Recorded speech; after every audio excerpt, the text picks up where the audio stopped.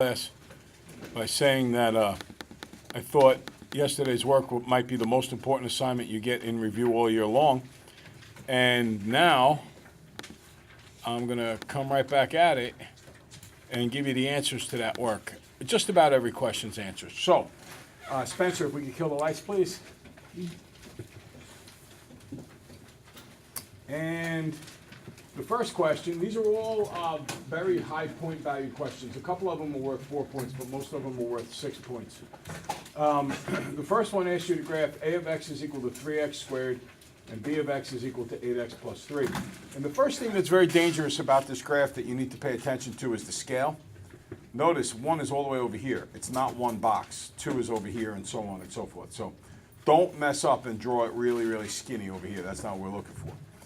As we go through there, obviously you want to input these on your calculators. And one of the things that I want you to notice is I put the table on the paper. You really, really should put the table on the paper. We may be in a position where we have to fight, scratch, and claw to get you points on your Regents exam. And if you don't put a table down and then you plot your graph and it's completely wrong, like maybe you do something stupid and write 3x cubed, just an accident. Or maybe 2x squared. If you don't show the table and you plot the points and they're all wrong, we can't give you any partial credit. But if your points at least match the table, we get you 1 out of the deal. So take the time to write the table. Once I write the table for this and I write the table for that, I plot the points, and they meet at this particular point here, which is 3, 24, and that we get on the next sheet, or 3, 27. Which are they equal? They are equal when they cross. And they cross when x is 3 and y is 27. Now I did a quick check to just confirm that. 3 times 3 squared is 27 and 8 times 3 plus 3 is 27. Okay? If the company plans on manufacturing 200 products per week, which site should they use? And you should use A of X. And let me go back to this for a minute, because if it's 200 a week, I think a lot of kids are saying to themselves, oh, 200 is way the heck out here on the right. Look at how expensive the quadratic graph is going to be. They should definitely use the line. But here's the problem. This X is the number of products in what? Hundreds. So 200 is right here. And the less expensive one is the quadratic one. Up until you pass 300. Then the quadratic becomes more expensive. Okay? Any questions? All right. I hope you would have done well with that. I don't think that one is too hard. As you can tell, they like to do graphs. We've gone over this graph, I can't tell you how many times. Does anybody have any question on this graph? No. All right. Let's go to number 4. And this, I remember when they gave this question, and I remember rolling my eyeballs and saying, you have got to be kidding me. Because I said to myself, there is such a slim chance. Now, I teach honors kids. And in the honors class, I knew that stuff about 25% larger would get kids crossed up. And I knew that would be difficult for them. Can you imagine teaching a regular class or kids who struggle with algebra that need to pass this Regents to graduate? I said, they'll never get this, never in a million years.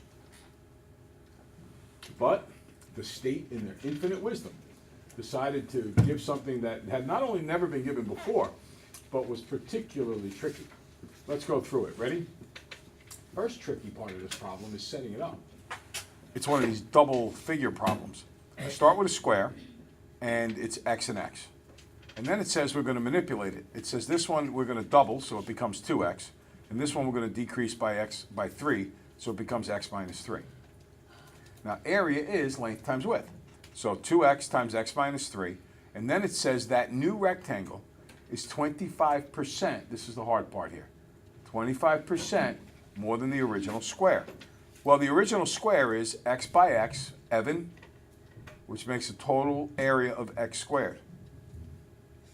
But it has to be 25% larger than that, which is 1.25x squared. Now, where does that come from? Another way to write it is the original one is x squared, and then the new addition, because it's larger, is 25% of x squared. And then if you put them together, what do you get? 1.25 x squared. Then we're really strange because when I get it all on one side, as I should do with a quadratic, I get a decimal before the x squared. Third tricky part of the question. First one was the change in shape. Second one was the 1.25 x squared. Third one is a decimal x squared in a factoring. So you need to know to get rid of that decimal, which is to multiply everything by 100. And that slides the decimal over to get 75x squared minus 600x is equal to 0. Factoring out the 75x they share in common, and I get 75x equals 0, x minus 8 equals 0. Kill it, because you can't get x equals 0. You don't have that kind of a rectangle. And then x is equal to 8. How do you model it? Well, I'm going off of area's length times the width, and the diagram shows the new figures, the new lengths and widths.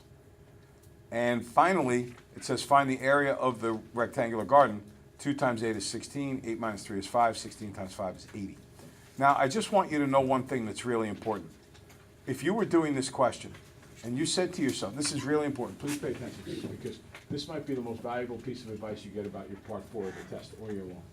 If they do manage to put something on the test that totally confuses you, or, as Phoebe Lawson would have said last year, confuzzles you, if that happens, and you look at it and you say, I don't even know where to start, and then the temptation is to say, I'm not going to do it. No, you are going to do it. You are going to draw a picture of some sort. Whatever is in your picture, you're going to write an equation.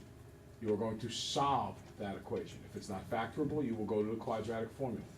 You find somehow, some way to write something. You don't quit and say, I can't get the whole answer. What you say to yourself is, you know what? I can tell them about area's length times width. I could draw 2 figures and fudge it here. And yeah, am I getting full credit? No. But maybe you get 1 out of 4 or 1 out of 3 for the first part. And then you arrive at your answer, whatever that answer is. And maybe you get 1 point here. And then don't tell me you can't figure out an area. Whatever you get as your answer here, I don't care if you make up your answer. Come through, work the thing out. At the end, go, voila, x is 5. Plug in a 5. You get 1 point for this part. So even if you don't know how to do it, you can't quit on it. You can't stop. Never, ever, ever quit. Keep pushing your way through. Maybe you get 1 here, and who knows, you might just stumble on the right answer and get full credit. Evan, did you have your hand up? Yeah, I understand most of it, but how'd you get x minus 3? Because it says that I take the 2 sides of the square. One is doubled, that's 2x. It says the other one is decreased by 3. So it becomes x minus 3. Okay. All right? Any other questions? All right.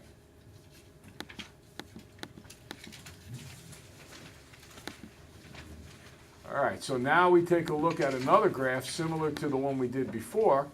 I do some, look, it's $50 a printer, $500 a computer, at least 2,500, and then printers and computers can't be more than 15. It has to be less than or equal to 15. So I do some manipulations here, and I get C is greater than or equal to negative P over 10 plus 5, and here C is less than or equal to negative P plus 15. If you didn't get this, please don't copy it now. Go home and watch the video, copy it down then. Put it in your book, right? Now I just want you to get the gist of it. Now once I get these 2 inequalities, I just graph them. Make sure you label which one is which, okay? So I've labeled which one is with which, I shade it, and then it wants number of printers. I just pick any of these points in here. I went with, I think, 7, 7, okay? All right. But it's just like the other one. You just change the numbers a little bit. Any questions? All right, remember, please, if you didn't get it right, don't just sit there and go, oh, I didn't get it right. Go to your, why am I drawing a blank here? Watch the video tonight. Go through that question. All right, so I remember the year they put this one on. This might have been the first year. This might be the one on your take-home test. Take a look real quick, see if it is. Very last question. If not, then it's like the next Regents or the one after that. Is this your part 4 question on your test? The very last question on your test? No? Okay. This was on one of the very first Regencies. And I remember rolling my eyes because it's such a tendency of kids, even honors kids, but much more so the kids at the high school, to just look at this and go, you've got to be freaking kidding me. Negative 1 over 225x squared? That's ridiculous. No way. I ain't doing it. It's actually not a difficult question because it's just a graphing question. So I'm going to go to my graphing calculator, and let's do this all together. Ready? Get your graphing calculator out.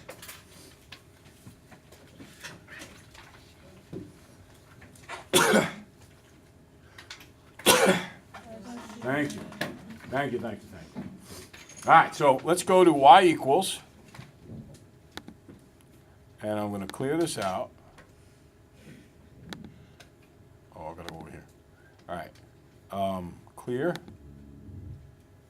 then I'm going to go down here, and then I'm going to hit clear. All right, now, I have to input this data again. Now, what was that equation? Negative 1 over 225x squared? Yep. All right, so, gotta get the glasses on here. Parenthesis, always fractions in parentheses, negatives in parentheses. Negative 1 divided by 225, close the parenthesis, x squared. Now, what was next? Plus what? All right, so parenthesis again. 2 divided by 3, parenthesis, x. What do we got next? That's it? Yep. Okay. Now, I would ordinarily go to graph, but I'm going to go right to table on this. And they give you another piece of information that's very important. You're supposed to go from x equals what to what? 0 to 150. Okay, so look, you're not going to put all of these values in there, but we can put all of them starting with 0, and we can put like every 10, okay? So I would graph 0, 0. Then I would graph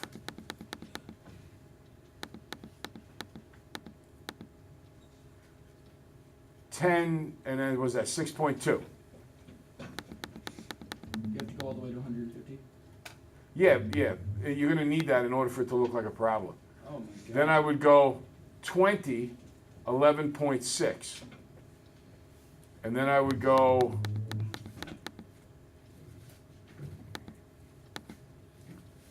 30, 16. Okay? So I would just go every 10. And then I would graph every 10. Yes? Every 15th number is a whole number. Every 15th whole number is a whole number. You can, yeah, then I would include the whole numbers along the way too, okay? Now, I have to go to window. Which one's window? Come on, Bob, read this. Window, there we go. The x-min should now, I'm going to go -1, because I like to be 1 to the left of it. And the x-max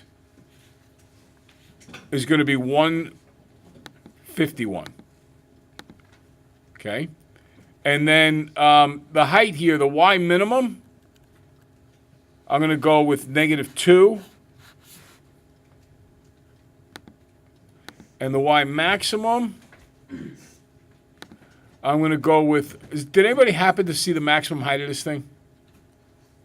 I'm going to go with 75. 25. What is it? I think it's 25. All right, so 75 will cover it. Now I hit graph. All right, so there's my graph, and that gets my parabola into there. Now, so what looks like this really obnoxious, annoying, impossible question, if you turn around and take the time to put it in, and you plot all the points, you actually come out with a parabola that looks pretty good. And then you take that parabola and you transfer the points onto your graph that they give you. Now, what was the next part of the question? Guys, what's the next part of the question? Goalpost is 10 feet high and 15 yards away from the kick. Will the ball be high enough to pass over the goalpost? Okay, so what we're going to do is, I'll just tell you because we're going to run out of room. If you scroll all the way down, the goal post is at what distance? Does it say the goal post is at the goal line or whatever? 45 yards away. All right, so you go to 45. Oh, so we're actually, it's going to be symmetric, so it'll work. It's also 10 feet high. Right. So I want to go to 45. And this is 21 feet high. I actually want to go 45 from the end, which is 150 back 45, which would be 105. I want to go to a height of 105. Come on, go quick, will you please? Good, good, good. Get to 105. I knew it would do that. 105. Oh, I passed it. I don't have my glasses on. All right, so what is the height at 105? Was it 21? Yeah. All right, Yes. so the post is how high? 10 feet. So it's 21 feet high and the post is 10 feet high. Will it go through? Yeah, it has the height at least to get there, yes. It says that both are measured in feet, so wouldn't you have to multiply 45 yards by 30? Oh, Get they- feet? They, what does it say exactly? It says, when X is the horizontal distance from the kick and H of X is the height of the football above the ground, when both are measured in feet. But is it 10 feet and we did 150 away. feet? 45 yards. So Oh. 45 times 3. Yeah, 45 times 3 would be 135 feet away, and we would have to adjust for that. Okay, good. Any questions? All right, there's a little bit more on the video. I will scroll through. All right, pages 7 here. Please make it a point to look at this. If you have any questions about how to do it, come see me tomorrow. Or I should say Monday morning. Don't forget, tomorrow is a test.